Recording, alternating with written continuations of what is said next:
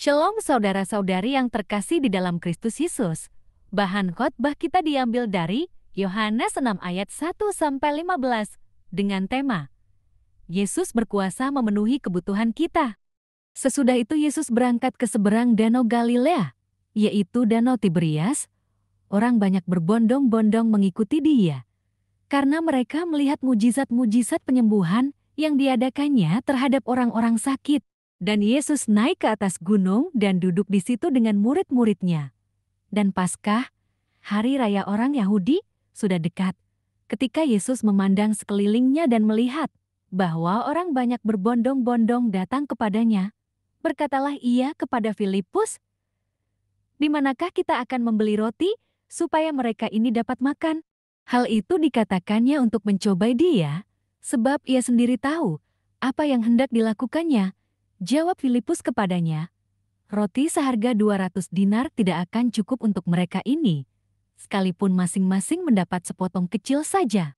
Seorang dari murid-muridnya, yaitu Andreas, saudara Simon Petrus, berkata kepadanya, "Di sini ada seorang anak yang mempunyai 5 roti jelai dan 2 ikan. Tetapi apakah artinya itu untuk orang sebanyak ini?"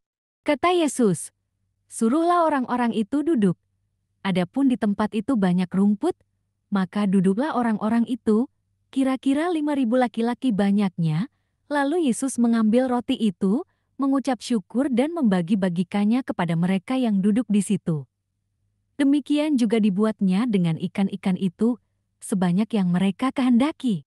Dan setelah mereka kenyang, ia berkata kepada murid-muridnya, "Kumpulkanlah potongan-potongan yang lebih supaya tidak ada yang terbuang." Maka mereka pun mengumpulkannya dan mengisi 12 bakul penuh dengan potongan-potongan dari kelima roti jelai yang lebih setelah orang makan.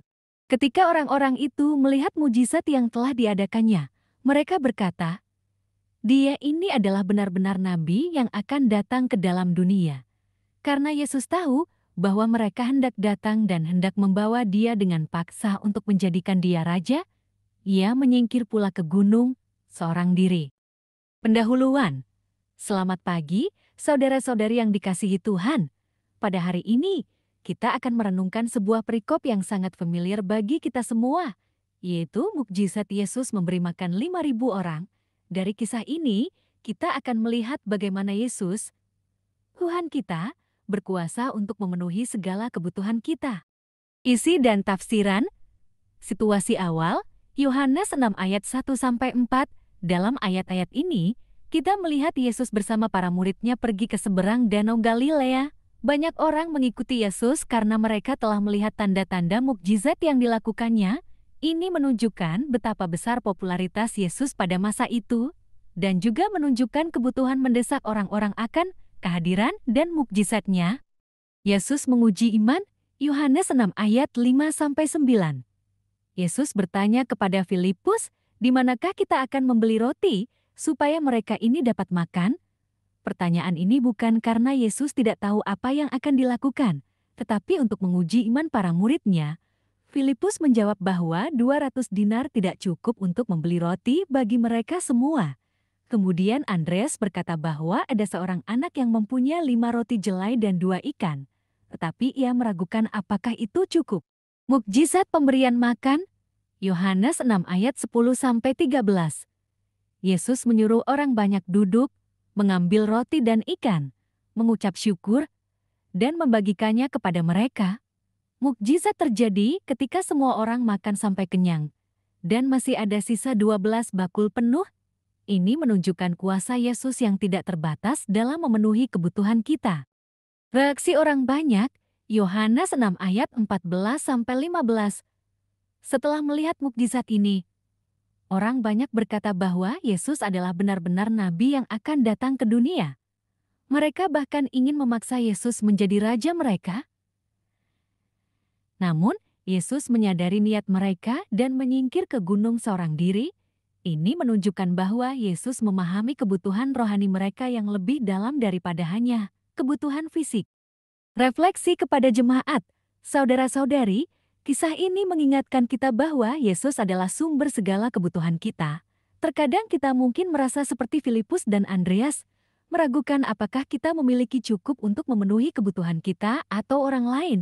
Tetapi melalui mukjizat ini, Yesus menunjukkan bahwa dalam tangannya yang penuh kasih, sedikit yang kita miliki dapat menjadi lebih dari cukup.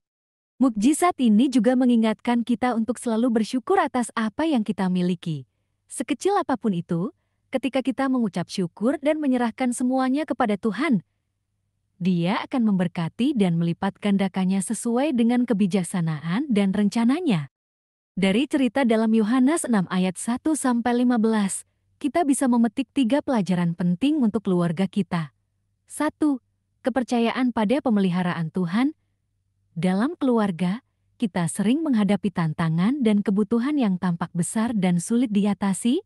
Kisah pemberian makan 5.000 orang ini mengajarkan kita untuk mempercayai pemeliharaan Tuhan. Meskipun kita mungkin merasa sumber daya kita terbatas, Tuhan mampu melipat gandakannya dan memenuhi kebutuhan kita secara melimpah. Mengandalkan Tuhan dalam setiap aspek kehidupan keluarga akan membawa kita pada pengalaman melihat kuasa dan kebaikannya bekerja dalam hidup kita. Kedua, pentingnya berbagi dan bersyukur. Anak yang membawa 5 roti dan 2 ikan menunjukkan sikap mau berbagi, meskipun apa yang ia miliki tampak kecil dan tidak memadai.